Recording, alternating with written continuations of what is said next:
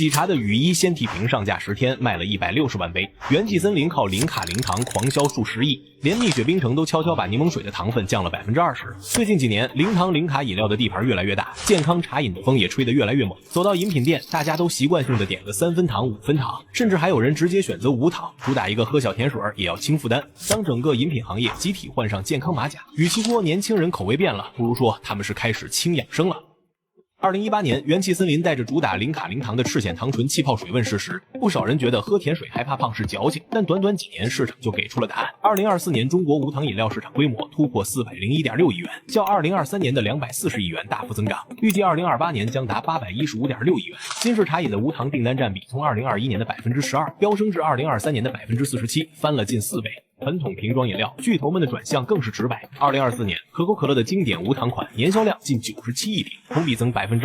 纖維加3年銷量翻了1倍。百事可樂專為年輕人推的無糖生可樂，2024年在18到25歲人群中滲透率超27%。本土的農夫山泉東方樹葉勢頭更猛，年銷量增32%，成了很多人的囤貨首選。飲品圈集體健康化轉型的背後，是年輕人用消費投票，哪怕只求個心安，他們也願意為無糖買單。直觀的健康焦慮成為了轉向的催化劑。22歲女孩每天2杯奶茶喝出2型糖尿病的新聞登上熱搜時，愛喝奶茶的年輕人對照着糖尿病早期症狀表現，線上就給自己確診堂前。雖然大多數是杞人憂天，但根據國家衛健委真實數據顯示，我國18到29歲人群中糖尿病患病率已達 3.2%， 是10年前的2倍還要多。而20到39歲人群中，每10個人就有1人處於糖尿病前期。互聯網上也有越來越多年紀輕輕就確認糖尿病的案例。在這種健康憂慮下，控糖成了本能選擇。但回看這10年，年輕人的消費習慣早已被重塑。新式茶飲借着社交媒體營銷和互聯網的東風，幾乎從偶爾嘗鮮變成了日常消耗品。它不再只是一杯甜水，更成了承載社交連結的媒介，消解壓力的出口，甚至是情緒代償的容器。已經深度嵌入年輕一代的文化認同機理，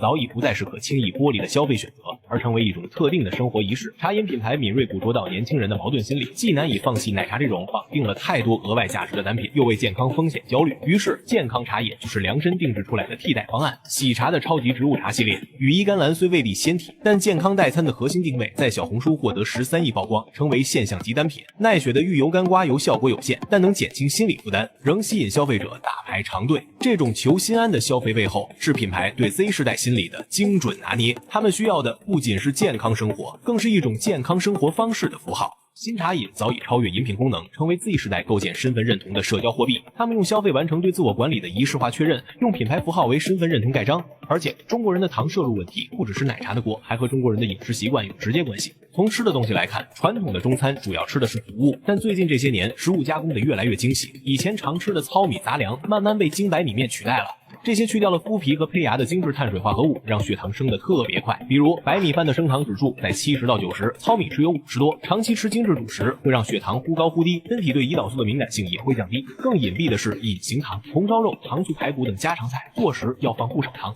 一份普通糖醋里脊含糖量能達50到75克，甚至有些看似健康的瓶裝涼茶，每100毫升含糖量也有9.5克。這些糖分悄悄累積，成了健康隱患。除了糖尿病，糖分攝入超標帶來的另一個健康問題，很多人根本沒有意識到。摸摸你的頭頂，你的頭髮還在嗎？公開數據顯示，我國脫髮人群超2.5億，每6人中就有1人受此困擾。而研究發現，82%的脫髮患者存在餐後血糖波動過大的問題。營養科醫生的觀察給出了線索，過量糖分攝入會刺激胰島素大量分泌，進而誘發腎上腺分泌更多的雄激素。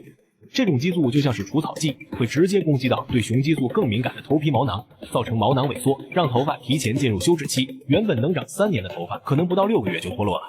而且高血糖引發的多元醇通路亢進，會導致毛囊細胞處於一個脫水狀態，就像蔫掉的蔬菜，缺水的毛囊無法支撐起頭髮生長，從而導致髮絲變細變軟，容易斷掉。再者，長時間的吸收高糖分食物會抑制住毛囊對鋅、鐵等微量元素的吸收，這些營養素就像頭髮的肥料，缺乏它們頭髮就會像貧瘠土地上的莊稼，越長越差。所以現在人們經常有的一個疑惑，明明幾十年前的老照片上，大家髮量都還很可觀，今天的大家怎麼頭頂這麼稀薄的呢？就很好解釋了，除了現代化生活帶來的習慣性熬夜、壓力等問題，糖分對咱們這代人來說太過易得，工業化的高度發展使得我們不知不覺間攝入過量糖分，不斷刺激頭皮毛囊，脫髮人群日益擴增，也越發年輕化。清華大學發表在 Nutrients 上的一項研究表示，與不喝含糖飲料的人相比，每周飲用超過7次含糖飲料的人，罹患雄激素性脫髮的風險增加了3.36倍。而且大多數年輕人不知道的是，这種雄激素性脫髮是進行性發展的，也就是說，一旦毛囊開始萎縮，脫髮情況會逐步加重。根據中國雄激素性脫髮診療指南，早期診斷和早期干預十分重要。指南中肯定了外用5%米諾地爾的干預方式，無論你是多大年紀的脫髮，只要毛囊沒有閉合，都能逆轉毛囊微小化，加速毛囊進入生長期，讓頭髮恢復正常生長。堅持使用，髮量回春了，就不羡慕前人了。总而言之，在糖分摄入超標帶來的糖尿病、脫髮等健康焦慮之外，健康茶飲流行的背後是 Z 世代成長於消費主義與社交媒體營銷的鼎盛期，高強度的信息滲透早就重塑其消費決策邏輯。當每日飲用鮮體瓶能否變瘦成為搜索熱詞，當秋天第一杯奶茶的社交儀式被群體性複刻，个體的消費行為實則已嵌入消費主義的符號鏈條。當然，新茶飲作為與 Z 世代深度綁定的文化符碼，其價值顯然無法被簡單否定。它既是圈層認同的媒介，也是代際區隔的標識，承載着遠超飲品本身的文化意涵。這種嵌入性使其難以被粗暴剝離。健康茶飲的流行固然離不開品牌營銷的推波助瀾，但更根本的驅動力在於精準回應了 Z 世代的健康焦慮。健康茶飲提供了一種妥協方案，某種意義上是這代人在被異化的生活中試圖重構主體性的微弱嘗試。